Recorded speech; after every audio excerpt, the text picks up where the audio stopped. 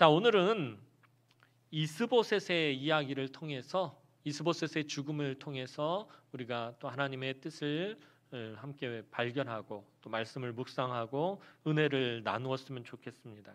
오늘 본문 말씀의 배경을 먼저 살펴봐야 오늘 본문 말씀이 이해가 됩니다. 간략하게 말씀드리면은 길보아 산에서 사울 왕이 이제 마지막 전쟁을 치르고 그곳에서 블레셋과의 전쟁에서 패하면서 죽음을 맞이하게 됩니다. 사울이 죽고 또 사울의 뛰어난 그 타고난 아들이었던 요나단도 죽고 또 다른 아들들도 죽고 또 많은 군사들이 죽게 되면서 온 이스라엘이 완전히 요즘 말로 하면 멘붕에 빠집니다. 왜냐하면 왕이 죽어버렸기 때문에, 블레셋과의 전쟁에서 왕이 죽어버렸기 때문에 뭐 어찌해야 될지는 모르는 그런 상황 가운데 들어가고 이스라엘이 혼란 속으로 들어갑니다.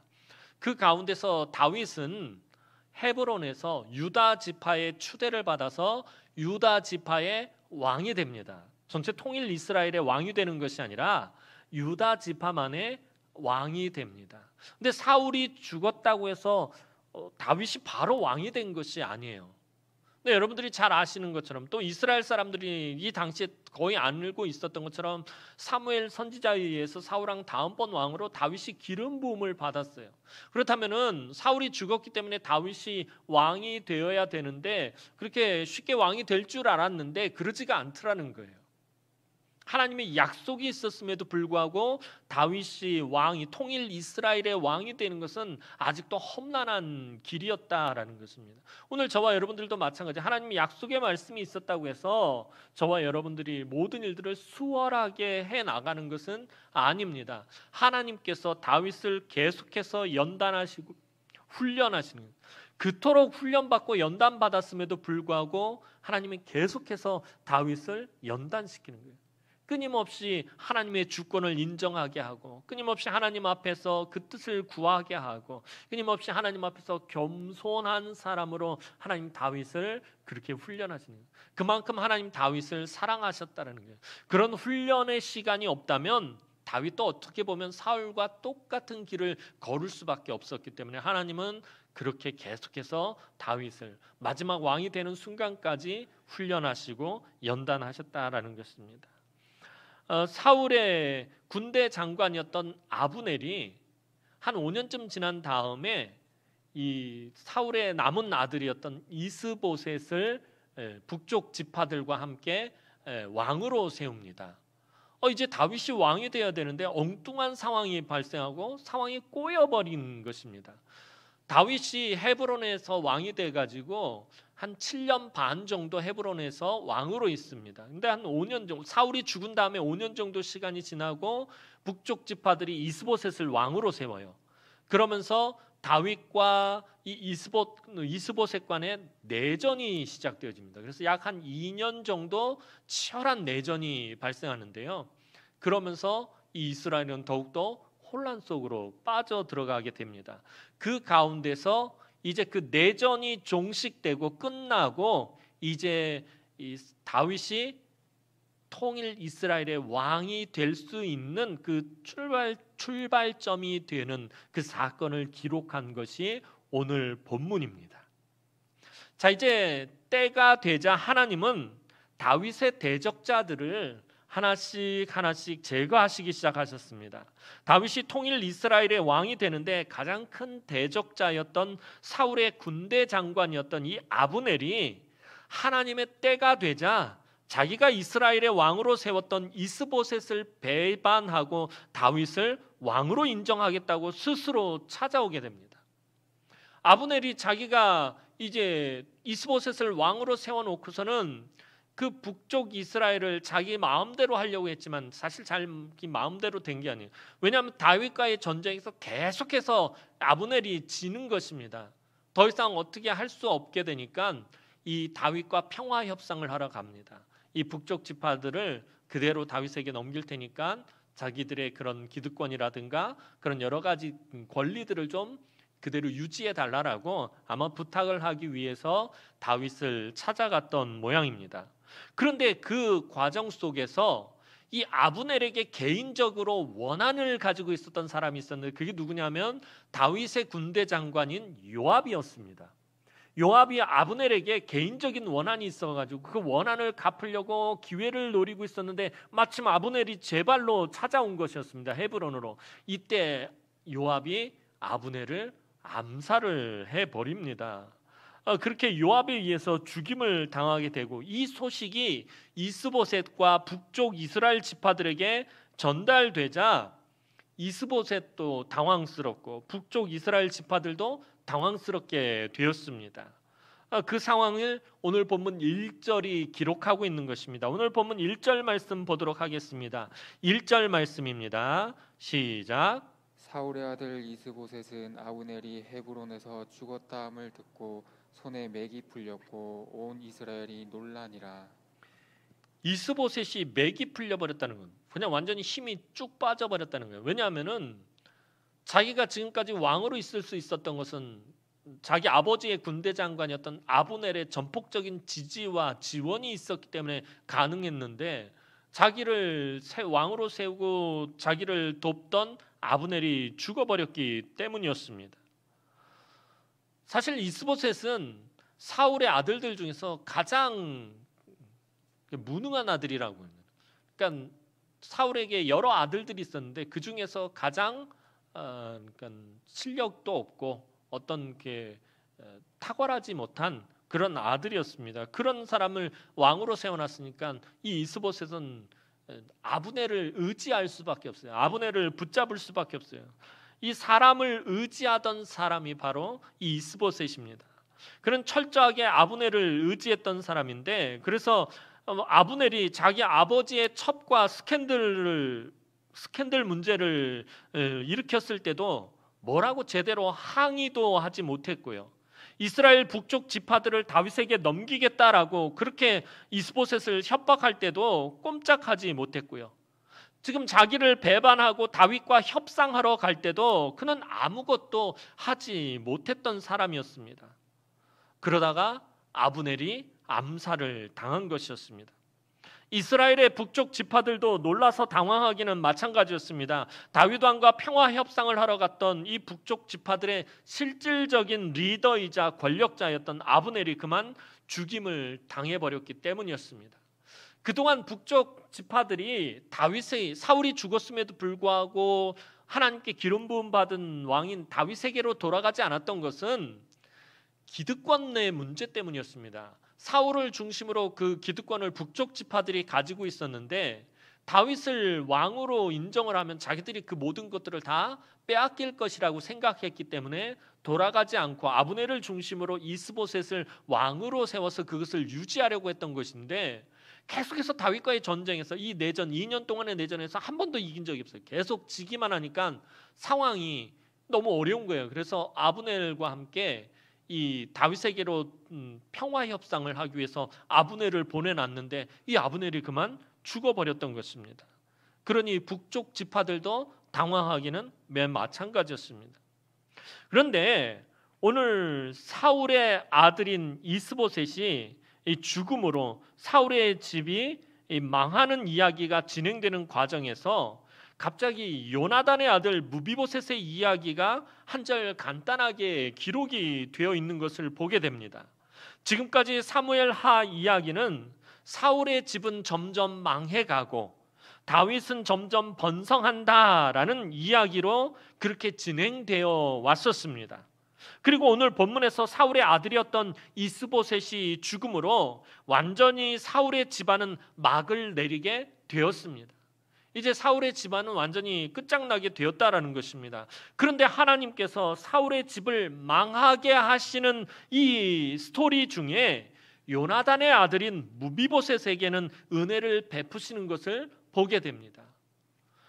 그것은 요나단이 살아생전에 하나님을 온전히 섬겼고, 전에 요나단에 대해서 이야기할 때 말씀드렸던 것처럼 요나단이 사실은 굉장히 그 평가절하된 인물입니다. 다윗을 워낙 띄우다 보니까 요나단이 사실 많이 그 평가가 좋지 않게 나와 있는데, 사실은 사무엘서 말씀을 잘 살펴보면 요나단의 믿음은 정말 대단한 사람이에요.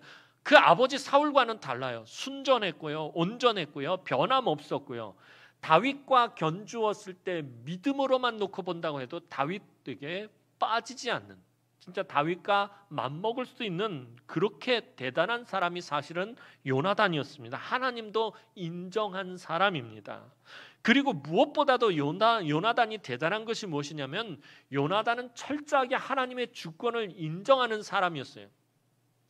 원래대로라면 사울왕 다음에 왕이 승계권 제1순위는 요나단입니다. 그리고 요나단은 다음번 왕이 되는데 조금 전에 말씀드린 것처럼 뭐 하나 빠지는 것이 없는 사람이에요. 믿음이나 용맹이나 또 백성들을 사랑하는 마음이나 모든 것이 빠지지 않는 사람이었습니다. 그럼에도 불구하고 그는 철저하게 하나님의 주권을 인정합니다. 하나님께서 사무엘 선지자를 통해서 다음번 왕으로 다윗을 세웠다라는 걸 누구보다도 잘 알고 있는 거예요. 정치적으로 보면 요나단에게 있어서 최대 대적자는 다윗입니다. 다윗을 죽여야 자기가 왕이 됨에도 불구하고 자기가 그 왕위를 잇는 것에 대해서 전혀 관심이 없었던 사람이에요. 하나님의 주권을 인정하고 다음번에 다윗이 왕이 되어야 한다라고 생각했고 그것을 믿었고 또 그것을 도왔던 사람이 바로 요나단입니다. 또한 다윗과 요나단 사이의 언약을 하나님이 알고 계셨어요.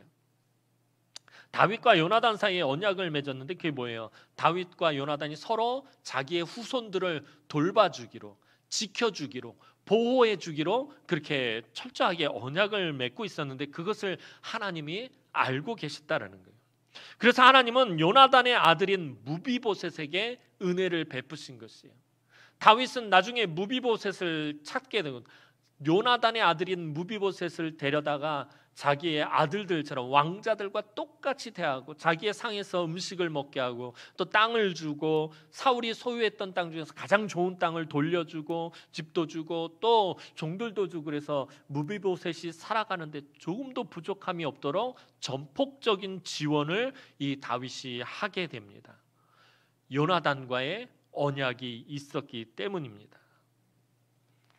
그런데 이 둘 사이의 언약은 그렇게 끝나는 것이 아니라 그 자손들에게 계속해서 이어지고 연결되어집니다. 요나단의 충성됨은 그의 후손들에게 이어져서 에스더라는 유대 민족을 살리는 믿음의 사람을 배출하는 은혜를 누리기까지 하였다는 거예요. 사사기 말미에 보면 베냐민 지파가 크게 잘못을 범죄함으로 인해서 내전이 일어나가지고 베냐민 지파가 거의 전멸당하다시피 합니다. 한 600명만 남고 다 죽임을 당해요. 그러니까 그 남은 600명을 통해서 다시 베냐민 지파가 회복되어지고 그 가운데서 사울 왕이 나오고 그러니까 이 나머지 베냐민 지파는 거의 정말 완전히 인척들로만 관계된 그런 지파였습니다. 그러니 그 베냐민 지파의 후손인 에스더는 이 사울 왕가하고 뗄래야 뗄 수 없는 그런 관계 있는 사람인데 이 에스더가 한 일이 뭐죠? 원수의 나라에서 유대 민족을 지키고 보호하고 살리는 역할을 했다라는 것입니다. 다윗과 요나단의 언약은 자손 대대로 이어지게 된 것입니다. 요나단은 다윗을 보호하였고요. 그죠? 요나단은 얼마나 철저하게 다윗을 보호했는지 몰라요. 그 아버지 사울이 다윗을 죽이려고 할 때마다 다윗의 목숨을 살려주려고 엄청나게 노력했던 사람이 요나단입니다. 요나단은 다윗을 보호하였고요. 다윗은 요나단의 아들을 보호하였고요. 다시 요나단의 후손은 다윗이 속해 있는 유다의 후손들을 살려낸 것입니다. 하나님께서 요나단의 그 믿음과 그 요나단의 모습을 보시고 은혜를 베푸셨어요. 또 다윗과의 언약을 기억하셨고요. 그 가운데서 요나단의 아들 무비보셋에게 은혜를 베푸셨다라는 그 이야기를 오늘 본문 속에서 하고 싶었던 것이에요. 사실 하나님은 이스보셋에게도 시간을 주시고 기회를 주시며 은혜를 베푸셨습니다. 그가 하나님의 뜻과 계획하심을 살피시고 하나님께서 다윗을 왕으로 세우셨다라는 그 하나님의 뜻을 살피고 다윗에게 항복했다면 죽임을 당하지는 않았을 것입니다. 오히려 다윗은 이스보셋을 선대했을 것입니다. 정말 잘 대해 주었을 것입니다. 왜냐하면 다윗은 한 번도 사울의 집안을 원수로 여기거나 미워하지 않았기 때문입니다. 그토록 사울에 의해서 고통을 당하고 괴로움을 당하고 어려움을 당했음에도 불구하고 다윗은 한 번도 사울의 집안을 원수로 여기거나 미워하지 않았다는 거예요. 오히려 다윗은 이 사울의 집을 매우 그리워했습니다. 사실 다윗의 첫사랑이었고 첫 번째 부인이 사울의 딸이었던 미갈이었고요. 또 다윗이 가장 사랑했던 친구였던 요나단이 사울의 집안에 속해 있었고요. 다윗은 사울을 또 미워하지 않았어요. 이스라엘 최고의 용사였던, 그가 비록 나중에 타락했지만 타락하기 이전의 사울의 모습은 온 이스라엘이 존경하고 사랑했던 용사였기 때문에 다윗도 사울을 매우 존경하고 사랑하고 따랐었습니다. 다윗이 사울의 집안을 원수로 여기지 않았다라는 것입니다. 오히려 사울의 집에 해를 끼친 자들에 대해서 분노했습니다. 다윗은 사울을 죽일 수 있는 절호의 기회가 몇 번 있었지만 하나님의 주권을 철저하게 인정하며 절대로 사울의 생명을 해하지 않았다라는 것입니다. 하나님께서 기름 부어서 왕으로 세운 사람을 미워하거나 그 사람을 원수로 생각하는 것은 하나님의 주권에 대항하는 것이라고 다윗은 생각했다라는 것이에요. 하나님께서 행하신 것들에 대해서, 그 결과에 대해서 자기가 그것을 대적하면 하나님을 대적하는 것이라고 그렇게 다윗은 생각했다라는 것입니다. 그래서 이 사울의 집안을 미워하지 않았고 원수로 여기지 않았습니다. 그런데 이제 오늘 5절 말씀을 보면 북쪽 지파들의 왕으로 세워진 이스보셋이, 이 사울의 아들이었던 이스보셋이 결코 다윗의 상대가 될 수 없는 인물이다라는 것을 이 사무엘서 기록자는 암시해주고 있습니다. 5절 말씀 한번 보도록 하겠습니다. 오늘 본문 5절 말씀입니다. 시작. 후에롯 사람 림몬의 아들 레갑과 바하나가 길을 떠나 볕이 쬐을 때쯤에 이스보셋의 집에 이르니 마침 그가 침상에서 낮잠을 자는지라. 이스보셋은 지금 자기가 어떤 상황 가운데 있는지 판단을 못하고 있어요. 오늘 5절 말씀을 보면 지금 자기가 의지했던, 자기를 지금 왕으로 세워주고 자기가 왕으로 그 자리를 유지할 수 있도록 지켜주고 보호해주고 도와주었던 이 아브넬이 죽고 또 북쪽 이스라엘 지파가 지금 혼란 가운데 빠져 있음에도 불구하고 자기 집에서 한가롭게 낮잠이나 즐기고 있을 만큼 어리석은 사람들입니다. 이스보셋은 한마디로 말하면 그냥 속된 말로 모질이에요. 지금 상황이 어떻게 돌아가는지 이게 분간을 못하고 있는 거예요. 아, 이제 끝장났구나라고 생각하고 지금 어떻게 해야 될지 그런 상황을 수습해야 되는데 지금 자포자기하고 있는 것 같아요. 그냥 낮잠이나 자자하고 낮잠을 즐기고 있는 그런 모습을 보게 됩니다. 그리고 결국에 자기의 악한 부하였던 레갑과 바하나에 의해서 암살을 당하게 되었습니다. 레갑과 바하나는 이스보셋이 낮잠을 자고 있을 때 몰래 칼로 찌르고 그 머리를 베어 다윗에게로 달려갑니다. 대세가 다윗에게로 기울어진 이 상황에서 출세하려면 다윗에게 잘 보여야 한다고 생각했기 때문이었어요. 아브넬도 죽고 계속해서 다윗과 내전에서 다윗에게 패하고 아브넬도 죽고 이스보셋은 왕으로서의 어떤 그런 가치도 없고 지금 이 상황에서 우리가 계속해서 기득권을 유지하고 성공하고 그런 삶을 살려면 다윗에게 잘 보여야 된다라고 그렇게 생각한 것입니다. 그래서 이스보셋의 머리를 가지고 다윗에게로 밤새 달려갔던 것입니다. 하나님은 정하신 때가 되면 악한 자들을 사용하셔서 악한 자를 제거하십니다. 그래서 하나님의 백성들은 하나님의 때가 될 때까지 기다려야 합니다. 하나님의 주권을 인정하며 기다리면 하나님의 뜻이 반드시 이루어지게 되어 있습니다. 이제 다윗은 이스보셋을 죽이고 그 머리를 베어온 레갑과 바하나에 대해서 기뻐하지 않는, 오히려 분노하고 있는 모습을 보게 됩니다. 앞서서 말씀드린 것처럼 다윗은 사울의 집을 미워하거나 원수로 여기지 않았기 때문에 사울의 집에 속한 사람을 죽일 이유가 없었다는 거예요. 이스보셋도 죽일 이유가 없는 게, 이스보셋을 그대로 놔두면 사실 다윗과 이스보셋은 어떻게 돼? 계속 비교가 되는 거예요. 백성들이 바라볼 때 다윗은 왕으로서는 정말 탁월하고 뛰어난 사람이고 이스보셋은 정말 왕감이 아니다라는 것을 자연히 알게 돼요, 백성들이. 그러니 굳이 이스보셋을 죽일 필요도 없어요, 다윗이. 사울의 집을 미워하거나 원수로 여기지도 않았고 이스보셋을 죽일 이유도 없었다라는 것입니다. 만약에 다윗이 사울의 집을 원수로 여겼다면, 사울의 집안을 정말 미워했다면 처음부터 죽기 살기로 전쟁을 했을 것입니다. 그리고 사울이 죽었을 때와 그의 군대 장관 아브넬이 죽었을 때, 또 사울의 아들 이스보셋이 죽었을 때 아주 좋아하고 기뻐했을 것이에요. 이제 원수의 집안이 끝장났구나 그러면서 좋아했을 것이에요. 그런데 다윗은 사울과 요나단이 죽었을 때 그 슬픔을 이기지 못할 정도로 막 통곡을 하는 모습을 보게 되고요. 그 사울의 군대 장관 아브넬이 암살당했을 때도 너무 통곡하고 슬퍼하는 모습을 보이고요.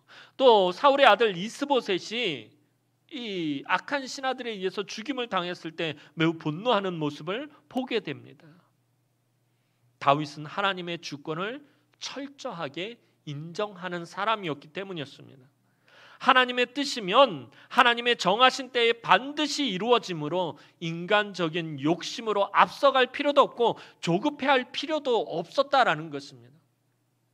하나님이 이미 나를 다음번 왕으로 세우시기로 사무엘 선지자를 통해서 기름을 부었다면, 하나님 정하신 때가 되면 하나님께서 하나님의 방법으로 자기를 왕으로 세우실 것이다라는 그 하나님의 주권을 철저하게 믿고 의지했다라는 거예요. 자기가 조급하게 인간적인 방법, 세상적인 방법을 동원하지 않았다라는 것입니다. 사실 다윗이 살아가면서 가장 많은 유혹을 받았던 부분이 바로 이것이에요. 인간적인 방법을 사용하도록 사탄이 끊임없이 다윗을 유혹했다라는 거예요. 우리가 전에 살펴본 것처럼 다윗에게는 사울을 죽일 수 있는 기회가 여러 번 있었음에도 불구하고 다윗은 사울을 죽이지 않았습니다. 인간적인 방법으로, 인간적인 수단으로 사울을 죽이지 않았다는 거예요. 왜냐하면 그 하나님의 절대 주권에 자기가 대적하는 것이 되기 때문에. 조급한 마음으로, 자, 도망자의 생활을 오래 하다 보면은 얼마나 힘들고 얼마나 지치겠습니까? 마음이 조급해지지 않겠어요? 내가 다음번 왕으로 부름을 받았는데 아직도 계속해서 도망자의 삶을 살고 있어요. 그런데 단번에 이스라엘의 왕이 될 수 있는 기회가 찾아왔어요. 사울을 죽이기만 하면. 다윗에게는 이미 명분도 있고요. 사울을 죽인다고 해서 누가 뭐라고 할 사람도 없음에도 불구하고 다윗은 사울을 죽이지 않았다라는 거예요. 철저하게 하나님의 주권을 의지하고 인간적인 욕심이 앞서지 않았다라는 것입니다. 또한 자기를 반대하고 인정하지 않아도 그것이 반드시 죽어야 할 이유라고 다윗은 생각하지 않았어요. 북쪽 지파들이 자기를 따르지 않는다고 해서, 자기를 왕으로 인정하지 않는다고 해서 그들이 그것 때문에 죽어야 할 이유가 없다라고 생각을 했다라는 거예요.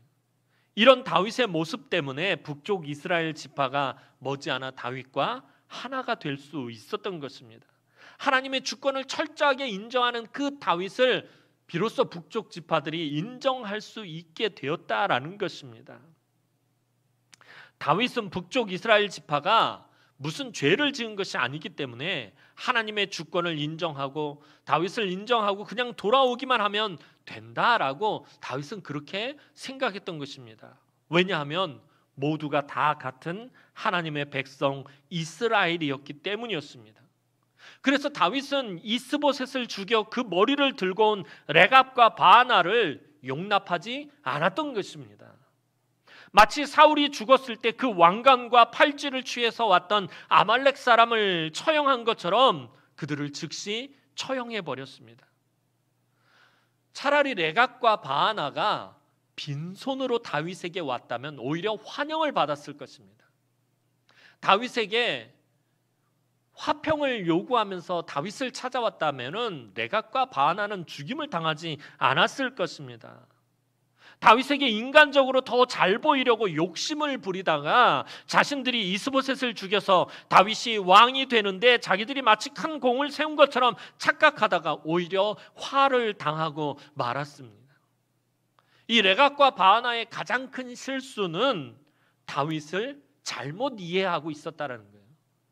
다윗에 대한 이해가 전혀 없었다라는 것이었습니다. 그들은 사울의 집을 다윗의 원수라고 말하고 있어요. 8절 말씀 보도록 하겠습니다. 오늘 본문 8절 말씀 보도록 하겠습니다. 8절 말씀입니다. 다 함께 한번 보도록 하겠습니다. 시작. 헤브론에 이르러 다윗 왕에게 이스보셋의 머리를 들이며 아뢰되 왕의 생명을 해하려던 원수 사울의 아들 이스보셋의 머리가 여기 있나이다. 여호와께서 오늘 우리 주 대신 왕의 원수를 사울과 그의 자손에게 갚으셨나이다 하니. 레갑과 바하나는요, 사울의 집을 다윗의 원수라고 2번이나 이야기하고 있는 것을 보게 돼요. 매우 강조해서 이야기하고 있어요. 다윗은 사울 때문에 수도 없이 죽을 고비를 넘겼고 도망치는 삶을 오래도록 살았지만 아까 말씀드렸던 것처럼 단 한 번도 사울을 자기의 원수로 여겼던 적도 없었고, 그리고 사울은 나의 원수다라고 그것을 선포한 적도, 그것을 말한 적도 없었습니다. 그런데 레갑과 바하나는 이 사울과 그의 자손이 다윗의 원수라고 자기들이 선언을 하고 있는 것이에요. 다윗은 그렇게 생각한 적도 없고 그렇게 말한 적도 없는데 이들이 사울의 집을 다윗의 원수라고 선언하고 있는 것입니다. 다윗은 이것을 절대로 용납할 수가 없었다라는 것이에요. 다윗이 사울을 원수로 여기면 하나님의 주권을 인정하지 않는 것이 되기 때문이에요. 지금까지 다윗이 그토록 철저하게 하나님의 주권을 인정하면서 왔는데 일순간에 그것을 무너뜨릴 수 없었다는 거예요. 이 사람들이 다윗을 정말 잘못 이해하고 있었던 거예요. 다윗의 성품과 다윗의 믿음 제대로 이해했다면 절대로 이스보셋의 목을 들고 와서는 안 됐다라는 것입니다. 다윗이 이스보셋의 목을 가져온 이들을 처형한다라는 것은 다시 말해서 여전히 다윗은 사울을 원수로 여기지 않는다라는 것은 그런 선언인 것입니다. 또한 이들의 처형을 통하여 다윗은 온 이스라엘과 유다에 경고를 하고 있어요. 누구든지 사울의 집을 공격하거나 해를 끼치면 절대로 용납하지 않겠다라는 것입니다. 비록 한때는 사울이 자기를 잡아 죽이려고 했고 지금은 거의 망하다시피 한 집안이지만 분명한 것은 하나님께 기름 부음을 받았던 왕의 집안이고 그의 가장 사랑하는 친구인 요나단의 집안이었기 때문이었습니다. 이처럼 사울의 집을 원수로 여기지 않고 오히려 선대하는 다윗의 화평의 모습에 북쪽 모든 이스라엘 지파들이 안심하게 되었고 다윗에게로 그 마음을 열고 돌아오게 되었다라는 것입니다. 다윗은 하나님의 주권을 철저하게 인정하는 사람입니다.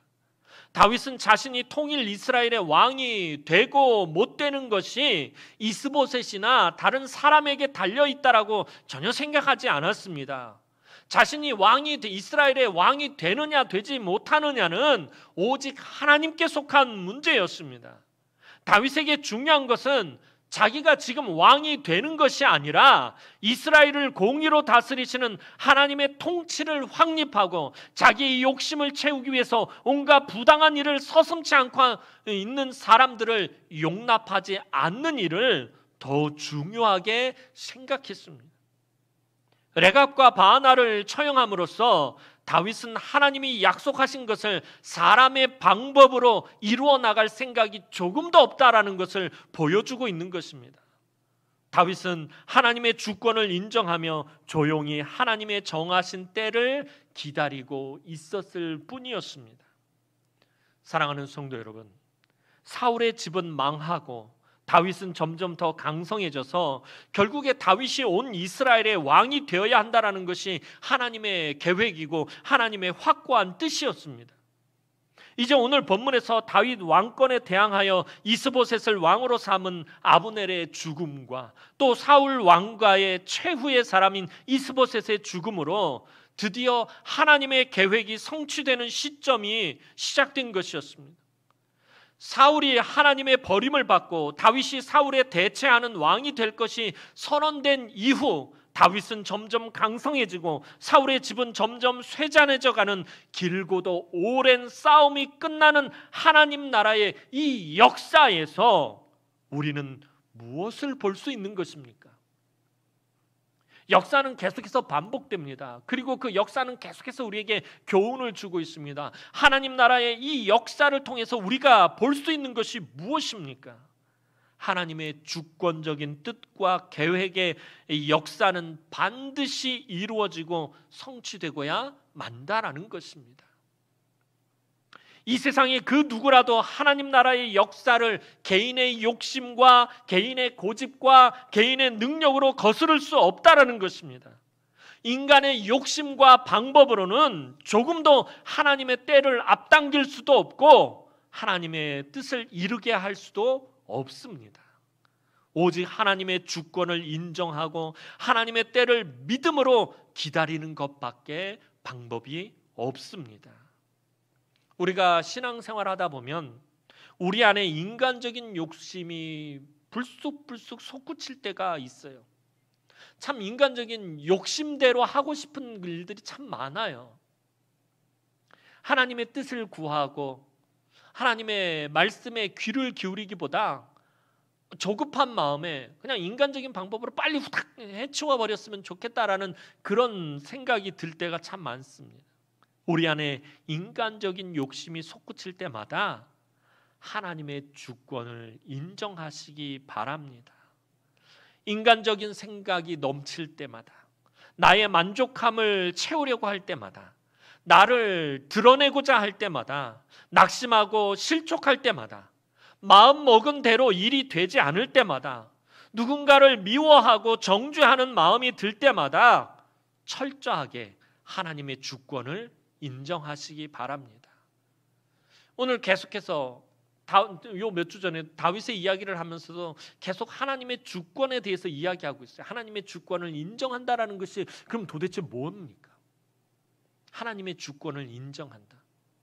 하나님 우리의 왕 되십니다. 하나님 나의 창조주 되십니다. 하나님 나의 구원자 되십니다. 이것을 입술로 고백하는 것, 이것도 맞아요. 이것도 정말 중요한 일이에요. 이런 믿음의 고백하는 것 정말 중요한 일이에요. 그런데 하나님의 주권을 인정한다라는 것은 결국에 우리의 삶과 관련된 일이에요.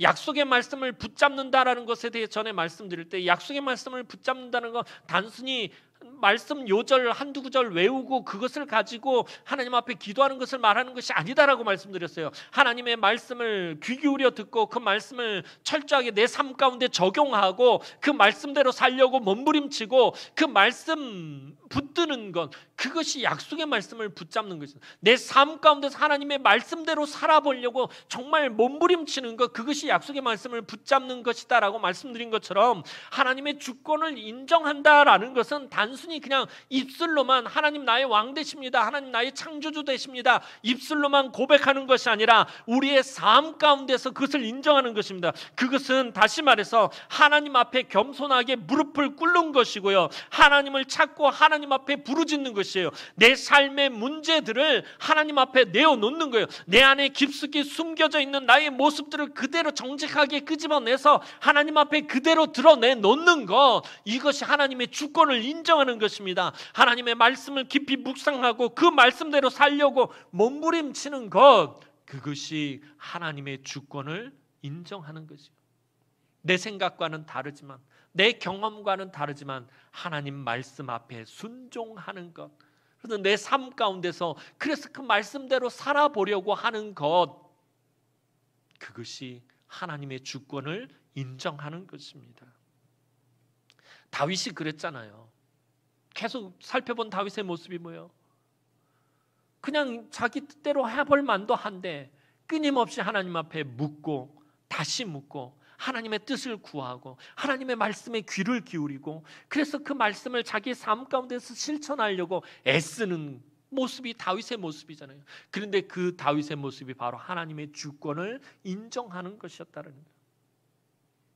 오늘 여러분의 모든 문제를 들고 하나님 앞에 나와 예배하는 바로 이것이 하나님의 주권을 인정하는 것입니다. 여러분들 예배하러, 하나님 앞에 예배하러 나올 때 그냥 나오는 것이 아니라 늘 말씀드리잖아요. 여러분의 삶을, 지난 일주일 동안의 삶을 그대로 가지고 나와야 돼요. 아팠던 일, 슬펐던 일, 억울했던 일, 서러웠던 일, 잘했던 일, 못했던 일, 내가 실수했던 일, 내가 범죄했던 모든 것들을 다 가지고 나와서 하나님 앞에 내려놓는 거예요. 하나님, 지난 일주일에 내 삶이 이러했습니다. 여러분들의 문제를 겸손히 하나님 앞에 내려놓으며 예배하는 것, 그것이 하나님의 주권을 인정하는 것입니다. 그러면 하나님께서 반드시 역사하실 것입니다. 사랑하는 성도 여러분, 불평과 원망이 여러분들의 삶 가운데서 터져 나올 때마다 여러분들 한 번 더 기도하시기 바랍니다. 하나님 앞에서 한 번 더 무릎 꿇으시기 바랍니다. 가슴이 답답할 때마다 한 번 더 말씀을 묵상하시고, 지치고 곤고할 때마다 한 번 더 주의 전을 찾고, 힘겨운 일을 만날 때마다 한 번 더 하나님을 찬양하고, 일이 잘 되지 않을 때마다 믿음으로 하나님의 때를 기다리시기 바랍니다. 그러한 우리 사랑하는 주의 귀한 남흥의 성도들에게 하나님의 주권을 삶 가운데서 인정하고 하나님만을 바라보는 사랑하는 주의 귀한 남흥의 성도들에게 하나님의 놀라우신 주권적인 역사하심이 충만하게 나타나기를 주님의 이름으로 축원합니다. 기도드리겠습니다. 사랑과 은혜가 많으신 아버지 하나님, 은혜와 사랑을 진심으로 감사를 드립니다. 하나님 사랑하는 주의 귀한 우리 남흥의 성도들이 이 험한 세상을 살아가다 보면 하나님, 마음 먹은 대로 일이 되지 않고 참 생각 같지 않고 늘 삶 가운데 힘들고 어려운 일들이 끊임없이 찾아오는 것을 보게 됩니다. 그때마다 우리가 하나님의 주권을 인정하게 하여 주옵소서. 하나님의 주권적인 섭리하심과 그 다스리심 앞에 겸손히 엎드리는 우리들의 삶이 되어지게 하시고, 그때의 남흥의 모든 권속들에게 하나님의 주권적인 역사하심과 그 주권적인 응답하심이 충만하게 나타나게 하여 주옵소서. 감사를 드렸고 예수님의 이름으로 기도하옵나이다. 아멘.